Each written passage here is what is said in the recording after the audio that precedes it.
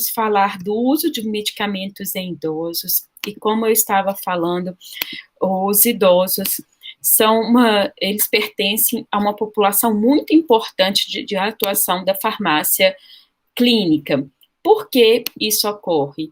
Especialmente pelo fato da maioria dos idosos fazerem uso de uma polifarmácia. Ou seja, então, nós observamos que a chance de ocorrer PRMs, de reações adversas ao medicamentos ou de complicações ligadas a esse uso se torna maior nessa população. E aí se torna principalmente importante a atuação do farmacêutico clínico para trazer um melhor uso com uma efetividade máxima desses medicamentos e também maximizando a segurança desses medicamentos. E então eu vou trazer algumas informações que correlacionam o processo de envelhecimento e o uso de medicamentos. Então, por que nós temos que ter um olhar cuidadoso para essa população? Além do fato da polifarmácia, nós observamos que fisiologicamente o corpo ele é diferente, ele passa por mudanças no processo de envelhecimento. Então, tanto do seu conteúdo de água, na sua proporção de gordura, e também na sua resposta, na sua capacidade de resposta a estímulos externos. E isto pode afetar a ação dos medicamentos no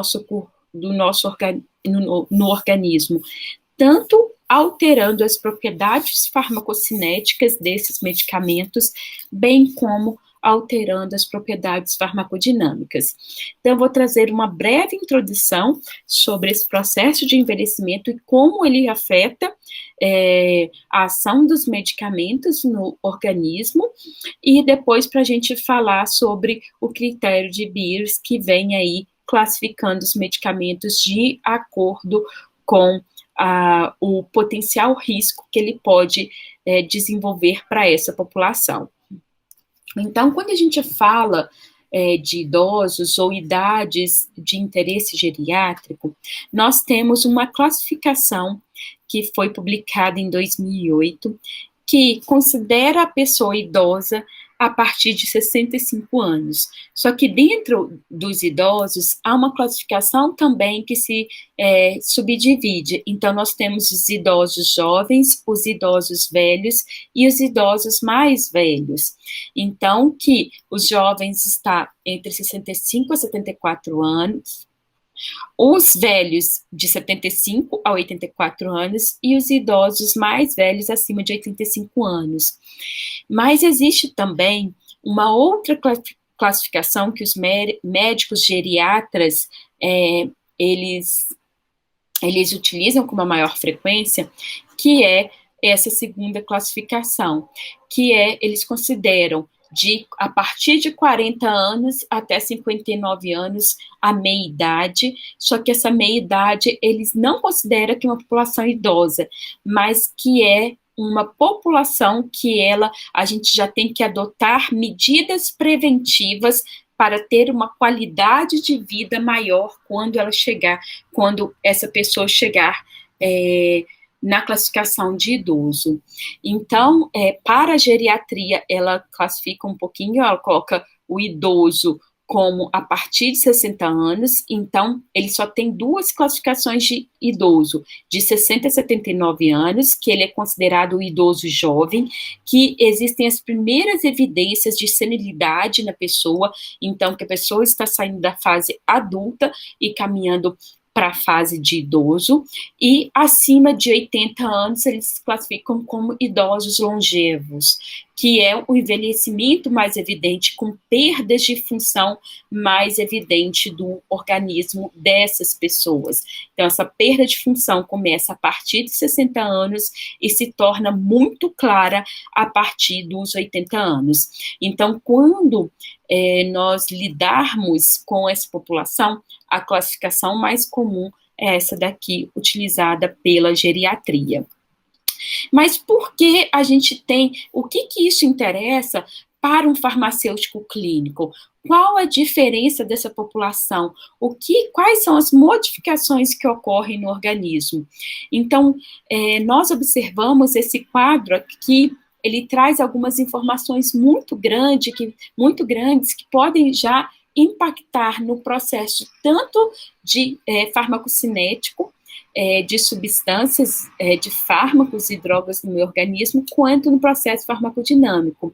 Então, aqui nós observamos que a composição corporal do nosso organismo, ela muda desde o dia que nós nascemos até quando a gente chega nas idades mais avançadas. Por exemplo, quando nós nascemos, em torno de 75% do nosso corpo, ele vai ser formado de 75% a 85% formado por água.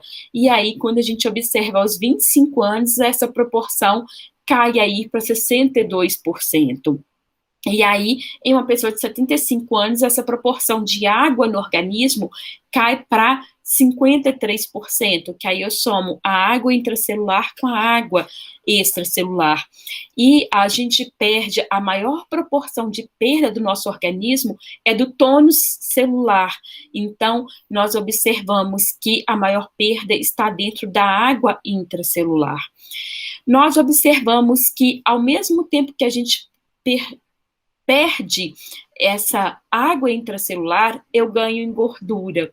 Então, nós observamos que, normalmente, um jovem de 25 anos, 15% da sua proporção corporal é de gordura. E para 75 anos, essa proporção aumenta para 30%. Quando eu penso em tecidos, 17% é composto pelos diversos tecidos que compõem o nosso organismo. Aos 75 anos, isso cai para 12%. E também tem a perda óssea. Essa perda óssea aqui é uma perda óssea fisiológica, então não estou falando que o paciente tem osteopenia ou osteoporose. Então, isso é esperado que a gente tenha essa perda óssea. Então, caindo de 6% para 5%. Então, se a gente puder sintetizar as principais modificações fisiológicas que vão afetar na ação dos fármacos, vai ser a diminuição da proporção do conteúdo de água corporal, a diminuição da massa muscular, e na contramão eu tenho um aumento do meu tecido adiposo, a diminuição do fluxo sanguíneo em órgãos vitais, como fígado, rins, e porque a redução do fluxo sanguíneo nesses locais é tão importante para o mecanismo de ação de fármacos, porque se eu tenho uma menor perfusão hepática, uma menor quantidade de medicamentos vai passar pelo metabolismo de primeira passagem, eu vou ter uma menor taxa de metabolização de fármacos no meu organismo, e o mesmo ocorre para os rins. Quando eu diminuo o fluxo glomerular, eu diminuo a capacidade de eliminação desses fármacos no meu organismo, e eu retenho essas substâncias por mais tempo no meu organismo. E também o importante fator que está envolvido com essa perda de tecidos é a diminuição da quantidade e da afinidade da albumina na minha corrente sanguínea, com uma perda, uma redução aí de 20%, e não só da albumina, mas a albumina é que tem a maior perda de massa em si, que ela perde em torno de 20% da sua quantidade produzida, e só que todas as proteínas plasmáticas se tornam menos eficazes para se ligarem ao fármaco. Então, se elas têm uma menor afinidade por substâncias externas, eu tenho uma maior proporção do fármaco circulando livremente, e isso pode gerar consequências farmacodinâmicas no meu organismo, aumentar a possibilidade dos efeitos colaterais desses fármacos. Então, quando eu avalio essas mudanças no meu organismo, eu vou afetar, de uma certa forma, a ação dos fármacos no meu organismo. Além disso, eu tenho alterações de função de determinados órgãos ou sistemas que podem impactar nesse processo, tanto farmacocinético quanto farmacodinâmico no meu organismo. Então, além da alteração da composição do meu organismo como um todo, eu posso ter alterações de função desse organismo. Então, quais que têm uma grande relevância para a gente? Alterações no trato gastrointestinal, como alteração do tempo de esvaziamento gástrico, né? Também não só o tempo de esvaziamento gástrico, que se torna mais lento com a idade, mas também nós observamos que a capacidade de chegar a pHs mais baixos, né, se torna menor. Então, o paciente idoso, ele tem uma menor acidez gástrica. E, professor, o que isso afeta? O que afeta, meninas, se eu altero o tempo de esvaziamento gástrico?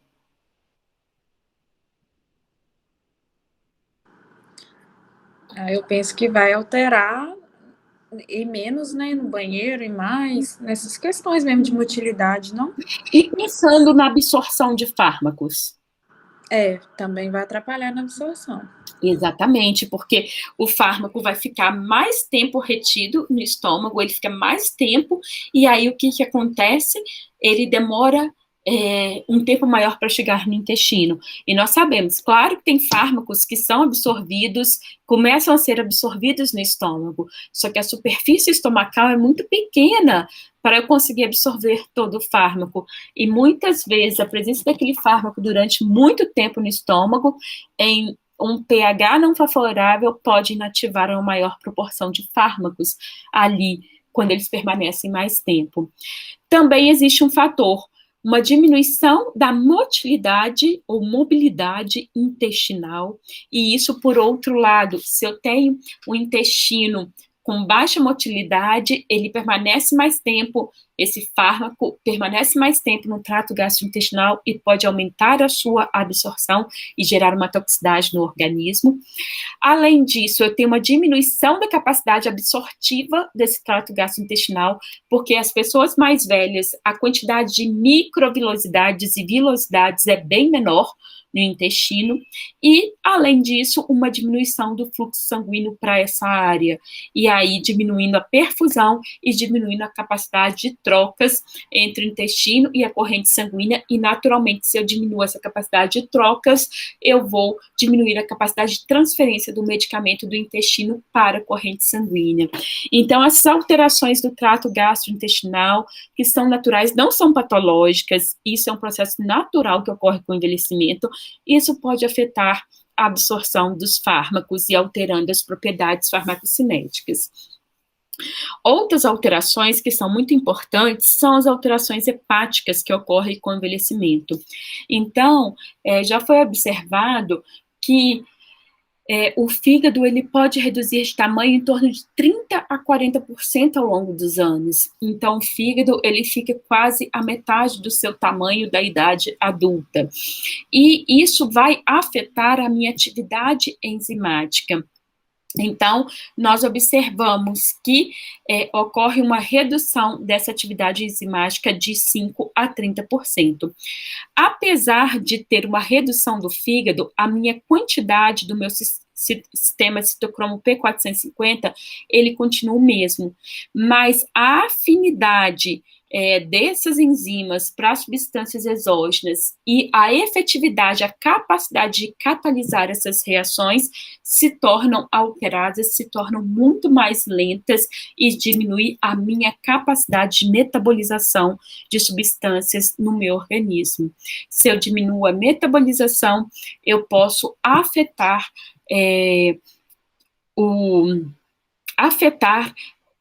os fármacos administrados nessas pessoas. Então, por exemplo, se eu administro um profármaco, que a sua ativação depende da minha ação, da minha metabolização intestinal, eu vou ter uma menor capacidade de ter o fármaco ativo livre, disponível. Por outro lado, se esse metabolismo hepático ele é importante para a inativação, para a produção de metabólitos inativos, então, quando eu lentifico esse processo, a minha concentração do fármaco ativo fica maior por mais tempo, e aí, naturalmente, eu posso gerar toxicidade. Então, uma alteração na atividade desse sistema enzimático de primeira passagem pode gerar o quê? Uma falha na eficácia terapêutica ou gerar toxicidade ao meu organismo, dependendo de qual tipo de metabolismo ocorre com essa molécula, com esse fármaco, se ele é inativador ou se ele é ativador. E parece, na maioria dos casos, quando eu não tenho situações patológicas, eu tenho a preservação das minhas reações de fase 2 ou reação de conjugação. Então, ela é mantida. Mas se esse idoso, juntamente com o envelhecimento, ele tem alguma hepatopatia, eu também posso afetar essa segunda fase da metabolização. Alterações também que são importantes e que podem afetar propriedades farmacocinéticas de fármacos alterações na excreção. Então, a pessoa com envelhecimento, ela tem uma redução do fluxo renal sanguíneo e, consequentemente, se eu reduzo o meu fluxo renal sanguíneo, eu diminuo a minha capacidade de filtração renal. Então, ao diminuir a minha capacidade de filtração renal, eu diminuo a minha capacidade de excretar os fármacos no meu organismo. Então, se o fármaco ele for excretado na forma ativa e a excreção for a forma de finalização da ação desse fármaco no meu organismo, a partir do momento que eu tenho uma redução da capacidade de excreção, eu aumento a concentração desse fármaco na minha corrente sanguínea, e aí eu posso aumentar a toxicidade. Além disso, eu tenho alteração da massa renal e eu tenho uma alteração da secreção de hormônios do meu organismo decorrente do envelhecimento, como o hormônio antidiurético. Então, tudo isso, eu não estou falando de uma insuficiência renal na forma de diagnóstico patológico, e sim uma alteração da fisiologia do rim de acordo com o envelhecimento. E aí nós temos que saber disso e, consequentemente, agir para evitar o aumento de efeitos colaterais ou de toxicidade dos fármacos. Então, consequentemente, com o envelhecimento, nós vimos que o nosso corpo muda, que a função dos órgãos muda, né? Eles se tornam menos eficientes para exercer aquela função. Então, o trato gastrointestinal, sua capacidade absortiva se torna um pouco limitada. A capacidade de metabolização do meu fígado também se torna limitada com a idade, e a capacidade de excreção. E aí, se eu altero a capacidade de absorção, metabolização e excreção, eu vou alterar as propriedades farmacocinéticas das moléculas que eu ingiro exogenamente. E no idoso, nós temos os fármacos, as principais moléculas de ingestão. Então, nós observamos que no idoso, a absorção como um todo, ela está diminuída, ela está diminuída pelo maior tempo de esvaziamento gástrico, pela a hipocloridria, ou seja, a menor capacidade de síntese de HCl, a menor superfície, né, com menor quantidade de vilosidades e microvilosidades, e pela diminuição do fluxo sanguíneo e da mobilidade do tubo digestivo.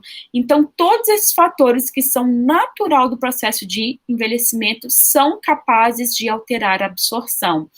E o que nós observamos? Esse é um processo natural, que eu não tenho como reverter, né? E ele não é considerado patológico até um determinado nível. Então, eu tenho que lidar com esse envelhecimento natural. Só que aí o cuidado que nós temos que ter ao inserir algum fármaco adicional. Então, a hipocloridria é um fato para as pessoas mais velhas. E quantas pessoas que vocês já viram que são mais velhas que fazem uso regular de omeprazol? Uso regular, ou de uma palavra mais correta, crônico de omeprazol. Muitos. Pessoas que usam há mais de 10 anos. Exatamente. Não consegue parar. E qual é o motivo? Para de usar, né? Começa a doer o estômago, né? Não consegue. E aí, só que e eu defendo uma coisa, quando eu dou aula de trato gastrointestinal, omeprazol não pode ser retirada abrupta, tem que ser como antidepressivo. E teve um médico, teve um gastroenterologista, ele falou assim, Nancy, eu nunca tinha pensado nisso, porque já foi provado que o omeprazol em uso contínuo, ele leva um quadro, um efeito rebote, que é uma hipergastrinemia. A gastrina é o principal hormônio produtor de HCl no meu organismo. Então, a gastrina, quando eu libero a gastrina, eu tenho uma grande capacidade de liberação de HCl. E o que o meu organismo, com o bloqueio da liberação, da produção de HCl no meu organismo, o que ocorre?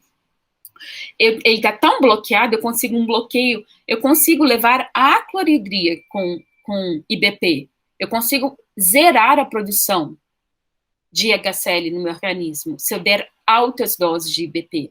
Então, o que o meu organismo fala? Ele fala assim, olha, existe um problema, eu não consigo produzir HCl, eu não consigo baixar esse pH. Então, o que ele faz? Ele aumenta a síntese do hormônio mais potente dele, que ele acha que é um problema hormonal. Então, se eu estimular a produção de gastrina, eu consigo pegar e estimular a secreção de HCl. Vocês já ouviram falar que o uso crônico de BP está relacionado com câncer gástrico?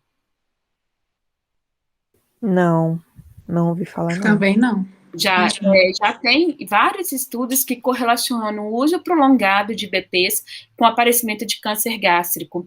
E esse câncer gástrico, ele está envolvido nas células G, que são as células produtoras de gastrina. Porque quando eu levo o paciente, eu deixo ele com um pH muito elevado por muito tempo, eu estimulo a produção de gastrina, essas células produtoras de gastrina começam a proliferar e pode estar envolvida aí com esse mecanismo do desenvolvimento patológico, crescimento patológico desses grupos celulares. Então, o que nós observamos? E a maioria dos fármacos, aí, quando aquele paciente está fazendo 10 anos de omeprazol, se eu retiro o omeprazol dele, o nível de gastrina, se eu retiro esse omeprazol de uma vez, o nível de gastrina dele está enorme, gente. Com esse tanto de gastrina produzindo, o que acontece? Eu retiro o inibidor de produção de HCl, com muita gastrina, eu vou liberar muita HCl, e o que vai acontecer? Eu vou ter dor estomacal, devido ao excesso de HCl. Então, a retirada de omeprazol, para desmamar, a gente tem que desmamar essas pessoas, como a gente desmama com antidepressivo, como desmama com hipnótico sedativo. A gente tem que fazer a retirada gradual, porque a gente tem que reverter essa hipergastrinemia, para depois a gente conseguir retirar, porque senão não consegue, não. E a maioria das pessoas que começaram a fazer o uso de omeprazol, elas começaram a fazer o uso para proteger o estômago. Ela não tinha problema nenhum de estômago. Só porque ela começou a fazer polifarmácia, eles colocam um protetor de estômago. E aí a pessoa se torna dependente. E aí o que a gente fala. Então, eu já tenho uma alteração já tem um pH mais elevado, que pode afetar a absorção de fármacos. Aí esse paciente vai lá e faz uso de omeprazol, que aumenta mais ainda o pH, prejudica mais ainda a absorção de nutrientes e de fármacos. E nutrientes eu falo aqui principalmente de ferro e cálcio. E aí eu vou ver, eu estou suplementando um paciente com níveis elevadíssimos de ferro, mas se eu não tiver um ambiente ácido no organismo, eu não consigo absorver ferro, gente. Pode aumentar a dose de ferro enquanto você quiser. O paciente vai reclamar de efeitos no trato gastrointestinal, que ferro em dose elevada dá muito evento no trato gastrointestinal, e aí eu tenho um problema. Então, olha só um problema aqui que a gente já está observando, né? A gente tem que avaliar muito bem essa indicação. E pode ser também pela interação de fármacos ou interação com o alimento, como pode ser para qualquer um. O idoso, ele está com a distribuição de fármacos também alterada. Por quê? Porque essa distribuição de fármacos, ela é dependente da afinidade do fármaco às proteínas plasmáticas. Então, nós observamos que é natural com o envelhecimento eu ter uma menor proporção de proteínas plasmáticas circulante. Então, e aqui eu tenho a maior redução é a albumina.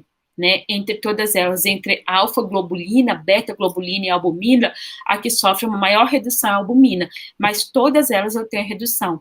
Se eu tenho menor quantidade de proteínas plasmáticas disponíveis, uma maior quantidade do fármaco vai circular de forma livre, e isso pode afetar a distribuição desses fármacos e pode acarretar com maior quantidade de efeitos adversos. E, além disso, outro fato que afeta muito a distribuição de fármacos, principalmente daqueles fármacos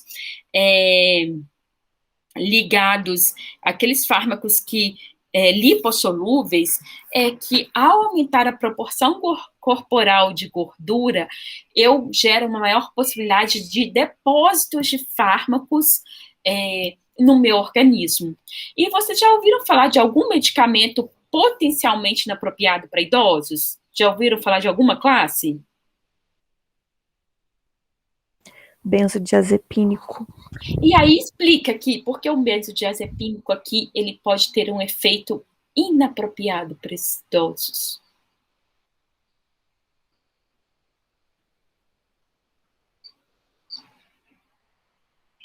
Benzodiazepínico não é uma molécula extremamente lipossolúvel?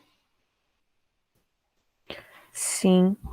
Se é administrado cronicamente, onde vai ser a forma de depósito dele? Eu tenho maior chance dele se depositar?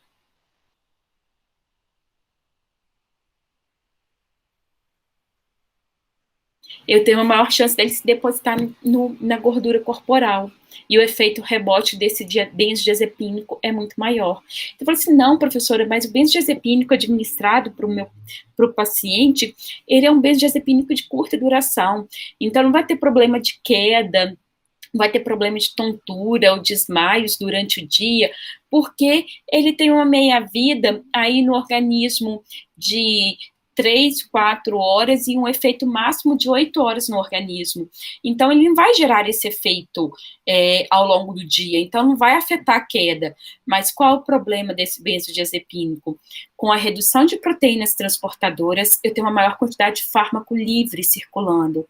Então, se eu tenho uma maior quantidade de fármaco livre, quando ele passa pelos tecidos adiposos, esse fármaco livre, ele caminha para os tecidos de maior afinidade. Então, eu tenho um maior acúmulo no tecido periférico antes de chegar no sistema nervoso central.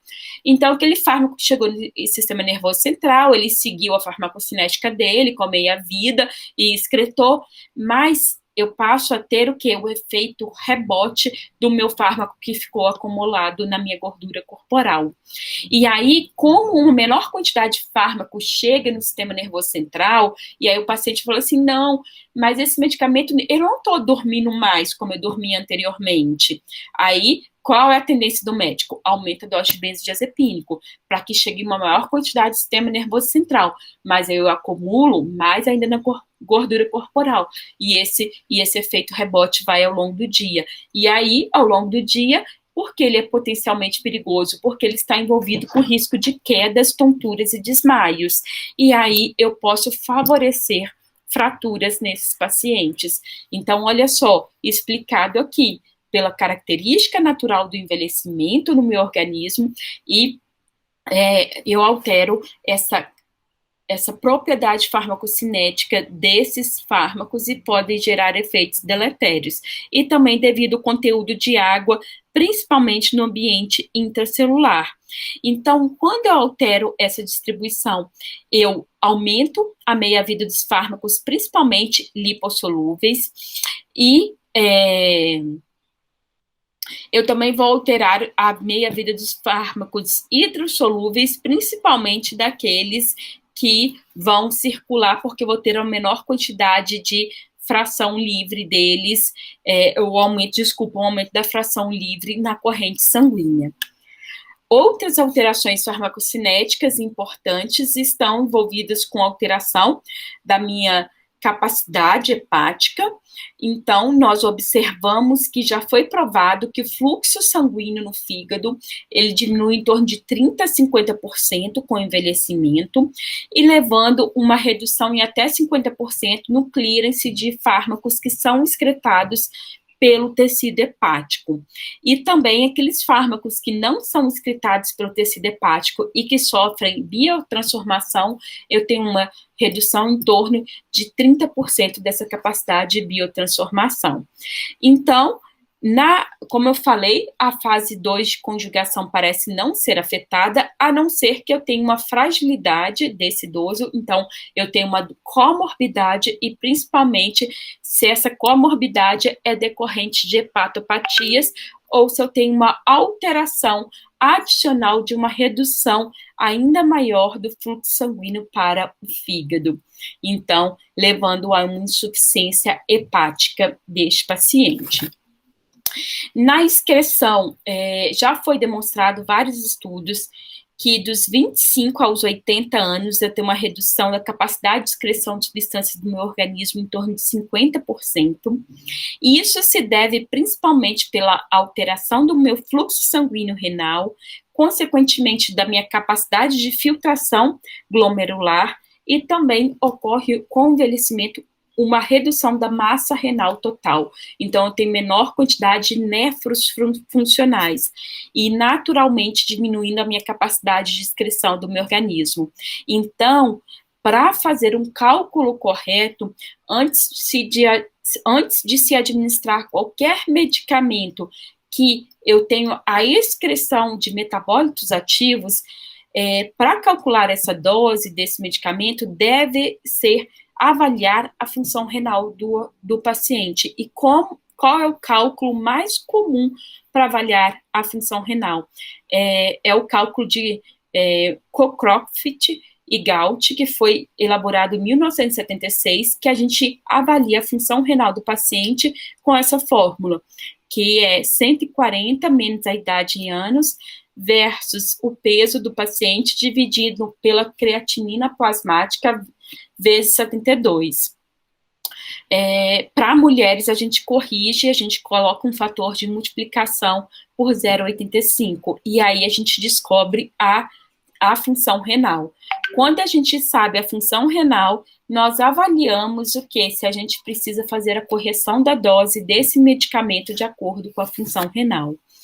Então, quando a gente pensa de uma forma geral, os fármacos lipossolúveis, eu tenho em doses, tanto os fármacos lipossolúveis como fármacos hidrossolúveis, eles têm a sua farmacodinâmica alterada, seja por um aumento da meia-vida e uma maior capacidade de acúmulo no meu organismo devido a alterações na distribuição, ou os fármacos hidrossolúveis, eu também tenho um aumento da meia-vida, principalmente pela redução da capacidade de excreção renal do meu organismo.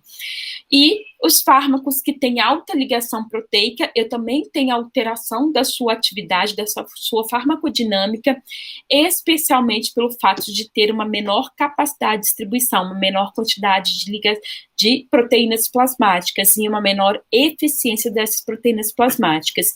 Então, por exemplo, os benzodiazepínicos, os barbitúricos, antidepressivos tricíclicos, dioxina, cimetidina, paracetamol, salicilatos, varfarina, fenitoína, cefalosporinas e inibidores da recaptação de serotonina seletivos são todos fármacos que estão dentro do critério de Beers, porque de uma certa forma o envelhecimento altera suas propriedades farmacocinéticas, podendo favorecer um quadro de toxicidade no meu organismo. E principalmente fármacos de baixo índice terapêutico, como a varfarina, fenitoína, digoxina e barbitúricos, a atenção ela tem que ser ainda mais redobrada para essa população, para que ocorra a correção dessas doses para evitar esses efeitos deletérios. Também ocorre no organismo, ao longo do envelhecimento, alterações farmacodinâmicas. Então, só que a gente tem pouco conhecimento sobre como ocorrem essas alterações farmacodinâmicas de acordo com o envelhecimento. Só que o que nós observamos? Que pode ocorrer tanto o fenômeno de potencialização de fármacos em uma menor dose, uma dose menor, eu ter uma resposta muito maior do que esperado, ou também o contrário, uma perda da eficácia de fármacos com a idade. Já foi observado nos poucos estudos que tem, os órgãos que eu tenho maior alteração da dinâmica, da farmacodinâmica, é o coração e o cérebro. E essas alterações podem estar relacionadas principalmente pela quantidade de receptores que são expressos no meu organismo nesses órgãos. Então, já foi demonstrado que com o envelhecimento ocorre uma redução ou uma alteração tanto de receptores adrenérgicos, tanto alfa como beta, de receptores muscarínicos, de receptores GABAérgicos, estaminérgicos e receptores renais do paratormônio.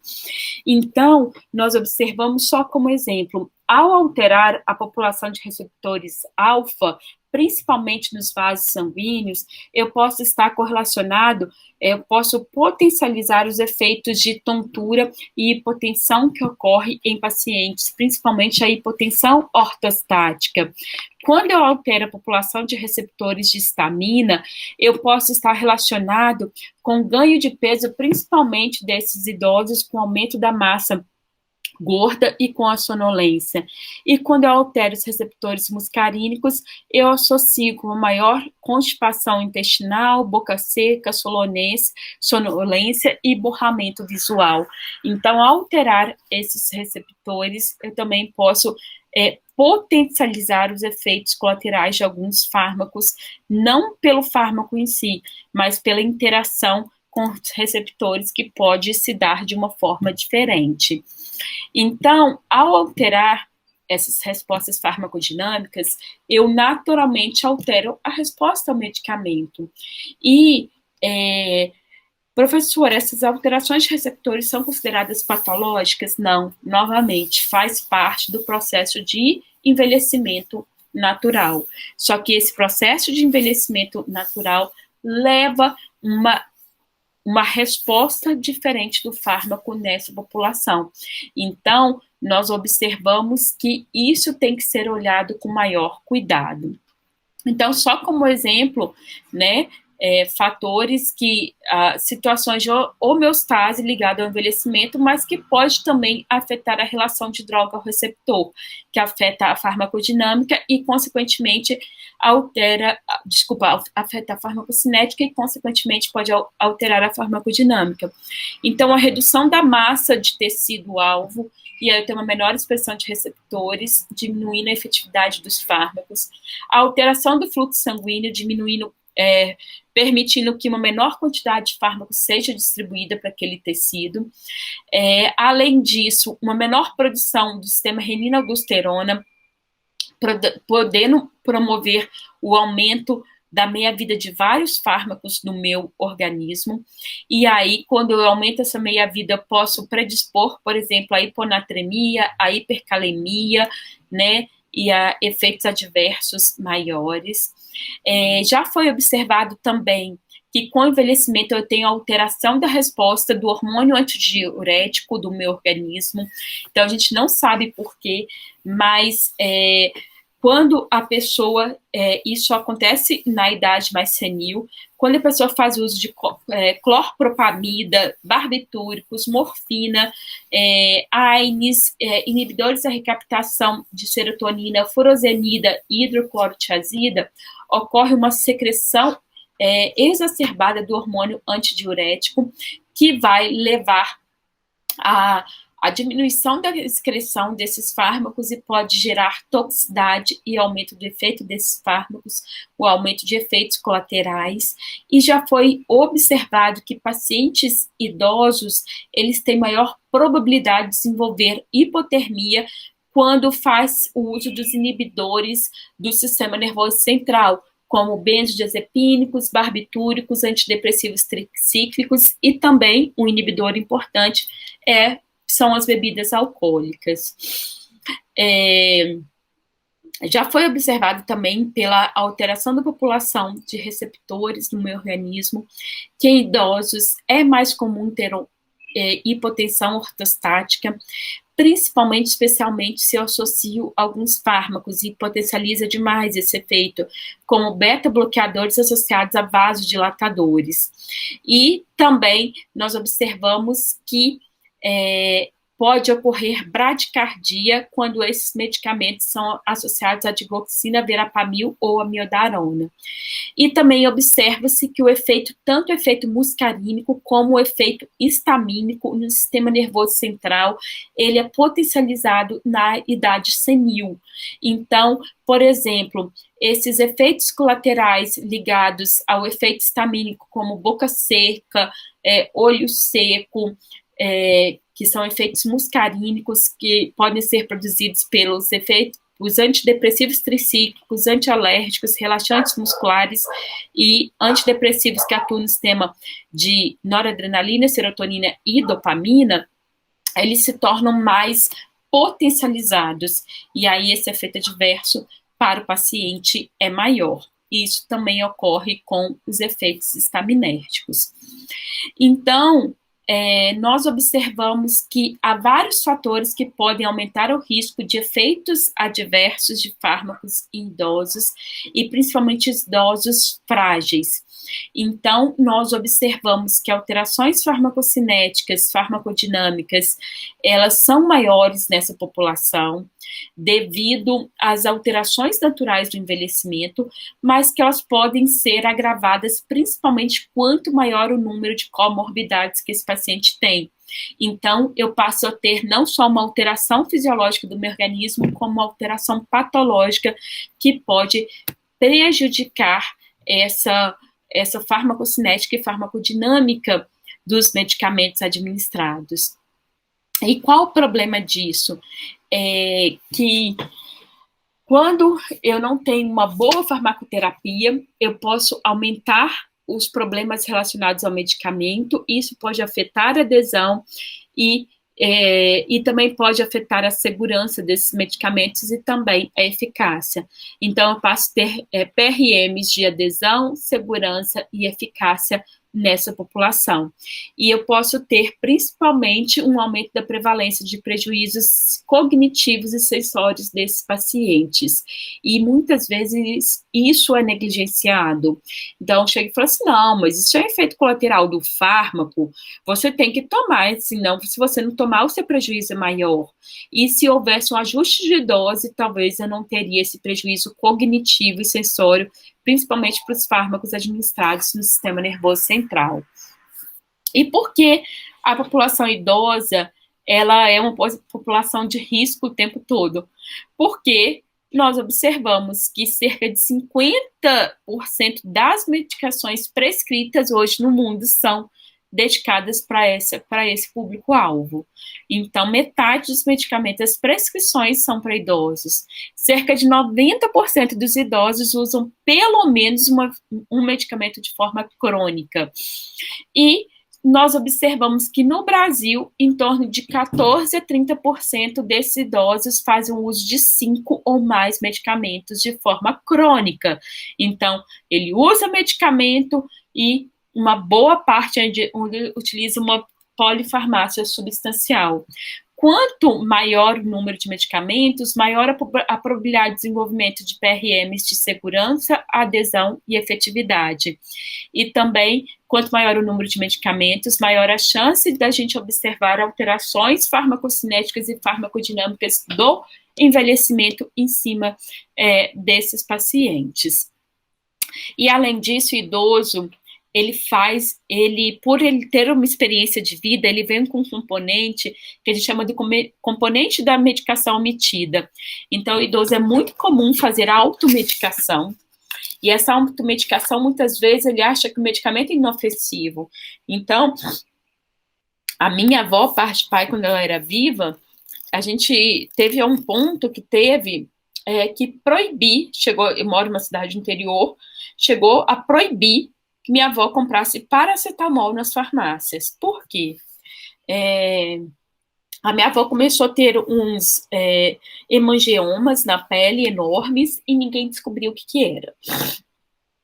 Depois de muito tempo, quando foi avaliar a função hepática dela, estava totalmente afetada, e aí nós fomos perceber que minha avó fazia uso de paracetamol diariamente em doses elevadíssimas. E aí foi ver que esse problema de pele da minha avó era decorrente da toxicidade de paracetamol. Aí, o que foi feito? Falamos para ela que ela não podia tomar paracetamol, porque ela tomava paracetamol porque ela tinha muita dor de cabeça, ela reclamava de dor de cabeça. E aí, o que acontece? Foi e proibiu o uso de paracetamol, só que não adiantou, ela continuou comprando. Aí, meu pai foi nas farmácias e falou, olha, a mamãe não pode tomar paracetamol porque ela está tendo toxicidade hepática. Então, não pode. Tá. Aí, só que tiveram alguns lugares que continuaram vendendo. Sabe que meu pai foi, num outro mês, falou assim, olha, se não manda conta essa parte aqui, paracetamol, eu não pago, porque eu não autorizei, porque na minha cidade compra de conta, sim, tem aquelas anotação, caderneta de anotação. Meu pai falou assim, isso daqui eu não pago, porque eu falei que vocês não podiam vender para ela. Então, só quando houve, assim, essa proibição drástica. Então, o idoso, ele também tem essa correlação negativa. Ele tem muito medicamento que ele toma por conta própria, que acha que não tem prejuízo e pode gerar prejuízo. E aí vem também, né, o que ele acha que não é um problema, como os fitoterápicos e as plantas medicinais. Então, é muito comum fazer o uso do chazinho, do produto natural, do polivitamínico que foi me passado. E aí, esse polivitamínico, ele está fazendo um uso do polivitamínico de ferro juntamente com cálcio. E aí, o cálcio que ele precisa tomar para controlar a osteopenia dele, a absorção está prejudicada porque ele está tomando juntamente com as vitaminas que o pessoal da farmácia empurrou para ele, para deixar ele mais forte. Então, a gente tem esse problema também que deve ser pesquisado e a gente deve ter um cuidado muito grande, porque não adianta só proibir, falar que não pode. A gente tem que explicar com muita delicadeza o prejuízo que isso pode causar a ele e que alguns efeitos colaterais que ele possa estar tendo são devido a esses medicamentos que ele acha que são inofensivos. E observa-se que aqueles pacientes idosos institucionalizados, ou seja, que estão em instituições de cuidado, eles têm uma média, fazem uso diariamente de 7 a 8 medicamentos. Por isso que são considerados uma população de risco constante. Então, quando a gente começa a caminhar por esses PRMs, a gente observa que a adesão ao tratamento é um fator complexo, porque envolve um grande número de medicamentos, muitas vezes com posologias muito variadas, com diversos horários de tomadas, e com isso alia-se também fatores cognitivos prejudicados, então a menor capacidade de lembrança se tomou o medicamento ou não, e também situações financeiras que podem alterar o acesso ao medicamento. Então, tudo isso pode ser afetado, pode afetar a administração desses medicamentos como prescrito. Então, a gente tem que ter esse cuidado. A adesão do tratamento, ela é prejudicada pelo envelhecimento, como eu falei, o envelhecimento, ele altera cognitivamente esse paciente, então, associado com uma memória menor, a gente também tem, atualmente, na população idosa no Brasil, ainda tem um grande número de pessoas analfabetas. Além disso, a alteração visual, então, tem muitos fármacos no formato de comprimidos ou pílulas que têm a mesma cor, que têm a mesma identificação, o mesmo tamanho, e aí ele tem uma dificuldade dessa identificação de qual medicamento ele tomou, alterações táteis, então, às vezes, tem comprimidos que são muito pequenininhos, que ele não consegue mesmo pegar e levar até a boca.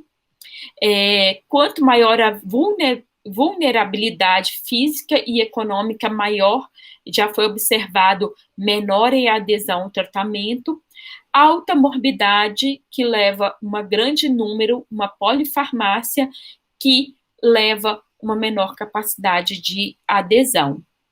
Então, em estudo que tentou avaliar quais são os principais fatores que levam à falta de adesão, os fatores mais relatados foram dificuldades financeiras para comprar os medicamentos. Aqui ficou, o outro, são 5, né? Aqui só deixa eu consertar. Outro fator muito importante, são muitos medicamentos a serem administrados. Outro fator, o entendimento da prescrição. Então, doses, horários, nomenclaturas, cores, qual que é aquele que eu tenho que tomar pela manhã, qual que eu tenho que tomar pela noite. Os medicamentos retirados pelo SUS, então, a alteração da efetividade quando se altera a marca, ou a falta do medicamento, a inacessibilidade desse medicamento, e também cada prescritor passa um método diferente para ele tentar lembrar o uso desses medicamentos. Então, um passa a tabela, o outro passa o quadro, o outro passa a caixa com dias e horários, e aí não se chega a um consenso, que os prescritores têm que entender que eu tenho um único paciente, que esse paciente faz o uso de vários medicamentos. Então, nós observamos que a população idosa, nós observamos que a iatrogenia é muito mais comum em idosos do que em qualquer outra população, que as reações adversas dos fármacos podem ser responsáveis por até 70% da internação de idosos saudáveis. Então, aquele idoso que ele não tem, que ele está controlado com as suas comorbidades, só que a internação dele se torna mais comum pelo uso do fármaco em uma dose que não é adequada, de um tratamento que não está adequado, do que efetivamente pela doença em si. Os fatores de risco ao paciente, nós observamos muito mais do que o número de medicamentos. Para a gente ocorrer reações adversas aos medicamentos, é o número de prescritores. Então, quanto tiver o maior número de prescritores, quanto maior o número de prescritores, maior a probabilidade de ter reação adversa ao medicamento. E também, sim, quanto maior o número de medicamentos, maior a probabilidade de ocorrer. Mas nós observamos a RAM. Então, quando um paciente ele faz uso crônico de 2 fármacos, os efeitos adversos ocorrem em torno de 15% dos pacientes. Quando esse paciente aumenta para 5 medicamentos ou mais, esses efeitos adversos aumentam para em torno de 50% a 60%. Existe um outro fator que a gente tem que considerar, que os novos medicamentos, eles não são testados na faixa etária dos longevos. Então, muitos efeitos farmacocinéticos diferentes e farmacodinâmicos de uma resposta diferente não são pesquisadas nos novos medicamentos. Então, muitas vezes a gente não consegue determinar contraindicações e interações medicamentosas nessa faixa etária, porque esses medicamentos não foram estudados nessa faixa etária. Então, diante de tudo isso, de todos esses problemas que eu apresentei e de uma população de tanto risco, Mark H. Pierce, por volta de 2001, ele é um médico americano que ele teve muitos problemas, ele tinha um quadro de diabetes não controlado, sendo que ele teve as 2 pernas amputadas, ainda muito jovem, morreu muito jovem, devido a complicações do diabetes. Então, ele tinha aí 56 anos quando ele morreu, devido a essas complicações, e ele teve muitos problemas na administração de medicamentos em si, na adequação terapêutica para ele. E aí ele observava que esses problemas, que foi a realidade dele, e que levou, de uma certa forma, à amputação das 2 pernas devido ao diabetes não controlado, isso era um fator muito comum também em pacientes idosos. Então, ele fez ele começou a estudar e tentar identificar quais medicamentos poderiam levar maiores riscos do que os benefícios a pessoas idosas, principalmente pelas alterações de metabolismo, pelo envelhecimento do organismo como um todo e pelas comorbidades presentes. E ao identificar esses medicamentos, ele estabeleceu critérios de qualidades para essas classificações, então, da qualidade da evidência pesquisada e critérios de gravidade ou força de recomendação desses medicamentos. Então, a proposta original, diz que quando foi 2001, foi 91, eu só errei em 10 anos, era avaliar o uso inapropriado de medicamentos em doses institucionalizados em situações comuns. Então, foi uma proposta que ele fez num local de acompanhamento geriátrico que ele fazia, e só que abriu um campo muito grande para várias pesquisas clínicas na área e demonstrou uma importância muito grande e ganhou um corpo muito grande relativo a isso. Então, a pretensão inicial era fazer a educação dos estudantes e residentes que faziam atendimento a essas pessoas institucionalizadas, mas isso ganhou uma proporção muito maior e houve a determinação, a criação dos critérios ou os princípios, critérios de Beers ou os norteadores dos princípios da prescrição para essa população. Então, o que nesses critérios de Beers é abordado? Que a qualidade da prescrição para pessoas idosas, ela inclui o uso de medicamentos corretos para diagnósticos corretos, porque existem muitos diagnósticos errôneos nessa população, principalmente diagnósticos envolvendo doenças psiquiátricas. Então, são diagnósticos mais sensíveis para serem adotados. E aqui tem até um caso de uma paciente que a gente fez acompanhamento, uma paciente que estava em torno de 15 anos fazendo uso de antidepressivos de forma crônica, desde que o filho dela morreu, um dos filhos dela morreu, foi prescrito antidepressivo e nunca foi retirado e nunca foi questionado por ninguém. Mas essa paciente, ela não tinha, quando você preenchia todos os questionários validados para avaliar o nível de depressão dela, ela não tinha nenhum traço de depressão naquele momento. Ah, professora, é porque ela faz uso do medicamento. Mas o medicamento já estava em uma dose que não era mais usual, que não teria mais capacidade de exercer a efetividade antidepressiva. Há 15 anos usava o mesmo medicamento, então nunca houve troca desse medicamento, e ela tinha passado pela morte do marido, a gente começou a fazer o acompanhamento em torno de 2 meses antes do acompanhamento, e ela não tinha traço nenhum de transtorno de humor. E aí, dentro do acompanhamento, houve indicação da desprescrição desse antidepressivo, porque ele não tinha sentido de estar nessa paciente, né? Só que a gente faz indicação de desprescrição, a gente não desprescreve. Então, escolher opções de tratamentos mais seguras, considerando as alterações fisiológicas que podem ocorrer ao longo dos anos e os impactos, fazer o ajuste de dose de acordo com as alterações fisiológicas e também se houver comorbidades e possibilidade de interações medicamentosas, evitar o uso de medicamentos para condições não importantes de saúde. Ficou faltando não aqui, gente, às vezes a gente faz a aula. Então, priorizar as condições importantes e de maior relevância para a gente fazer a prescrição. Então, situações clínicas, por exemplo, esse paciente tem uma dislipidemia, mas essa dislipidemia é de um paciente de 80 anos de idade, em que eu tenho o colesterol dele total está em 280. Você vai prescrever uma estatina?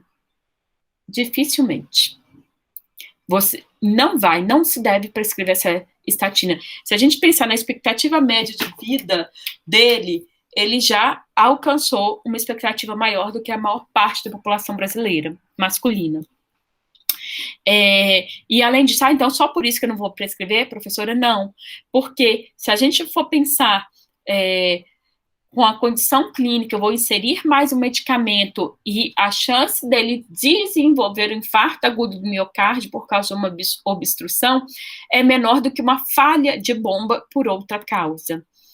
Então, aí tem que colocar, então deve-se tratar as condições prioritárias de saúde. E, por exemplo, eu estou com meu avô tem 95 anos. E aí, mais ou menos com 92 anos, foi descoberto um nódulo no pulmão dele. Esse nódulo, só que meu avô é muito magrinho, ele tá muito magrinho. Já há bastante anos que ele é muito magrinho.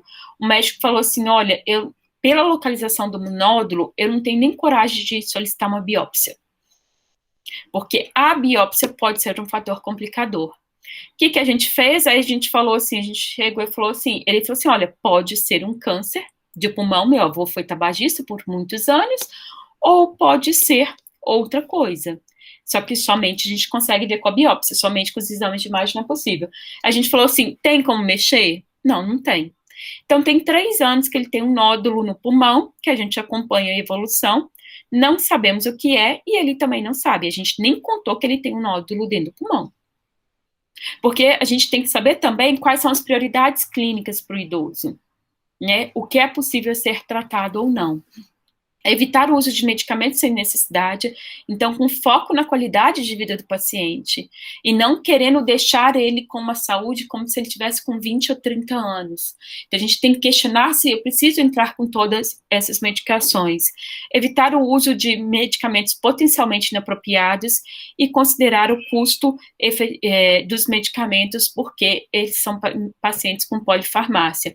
Então o custo ele pode significar boa parte dos proventos desse paciente.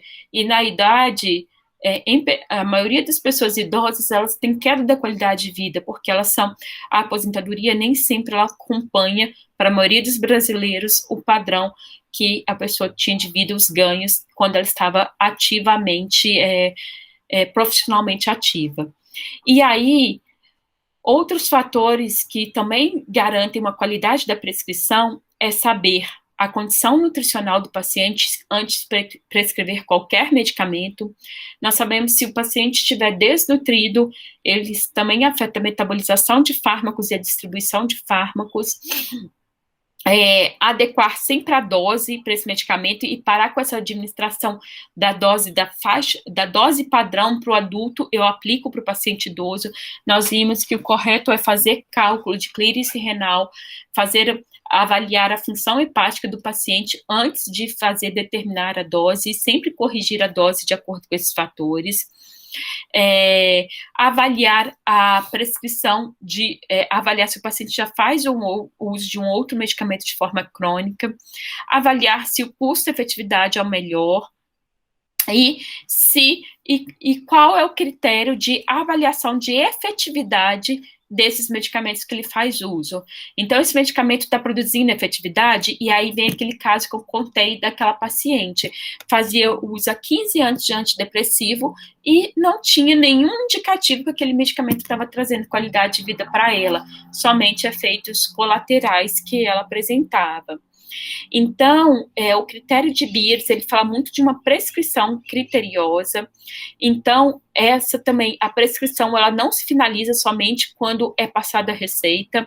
Então, sempre tem que ser reavaliada essa prescrição desses pacientes e com o olhar da efetividade, se é necessário, se realmente eu preciso. Então, sempre fazer a desprescrição de medicamentos que não têm efeito terapêutico comprovado ou que não estão trazendo benefício. Então, a imipramina para essa paciente que eu falei, que fazia uso contínuo. E aí vem vários outros, né? O ginkgo biloba, ginseng, supercomplexos proteicos, de aminoácidos, vitamínicos, e com a Covid agora a gente viu a explosão, né? Para aumentar a imunidade. Então, agora a moda é vitamina D. Tem gente que se intoxicando com vitamina D. Nós temos uma carência de vitamina D no Brasil que nunca existiu em nenhum ano. Então, observam um excesso de prescrição desses medicamentos que não têm um efeito terapêutico, um objetivo terapêutico específico e claro. Então, fazer a desprescrição sem dó desses medicamentos.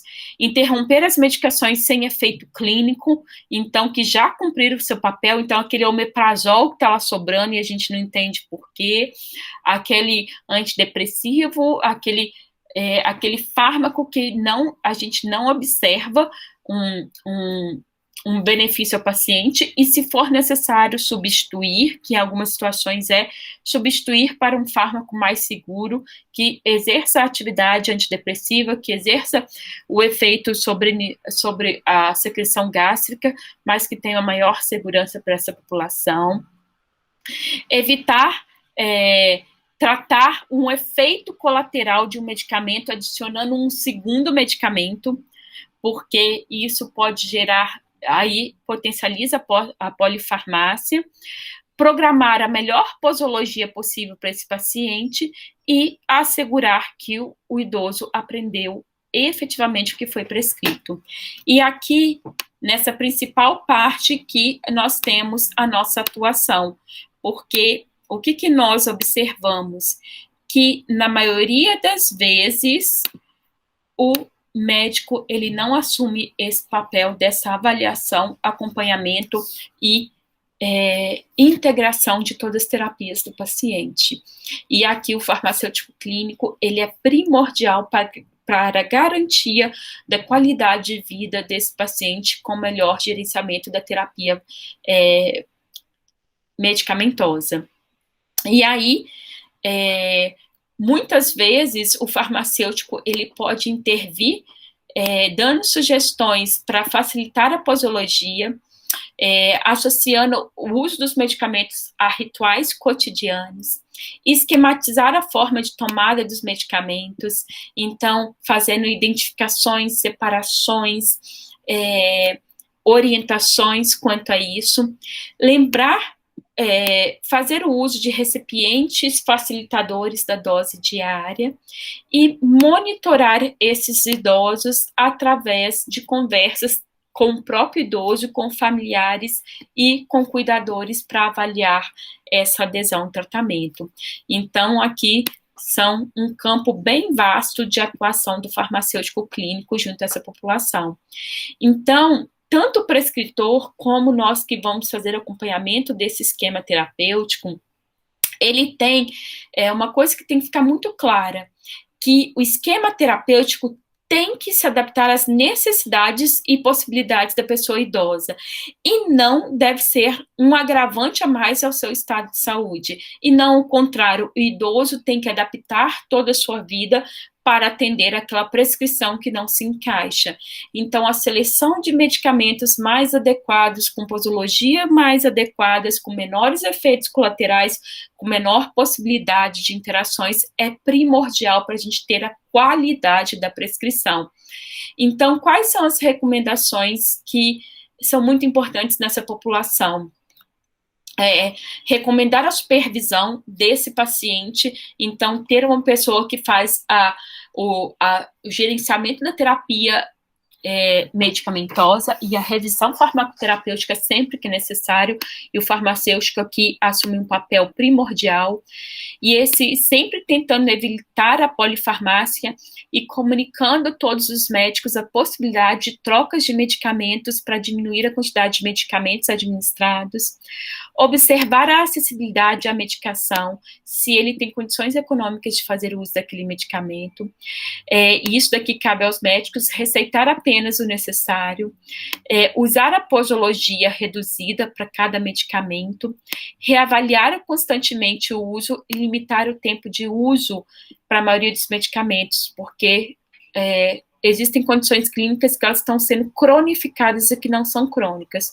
Por exemplo, o uso de BP é um deles. Todos os guidelines falam que o uso para tratar gastrite, úlceras ou um quadro de hipercloridria, nós falamos de tratamento de 8 semanas. E aí, como vocês já falaram, a gente tem pessoas que fazem uso de BP há 10 anos de forma diária. Então, eram essas informações que eu queria trazer para vocês. Eu não sei se vocês tinham noção desse público com características especiais e que é um público de grande atuação do farmacêutico clínico.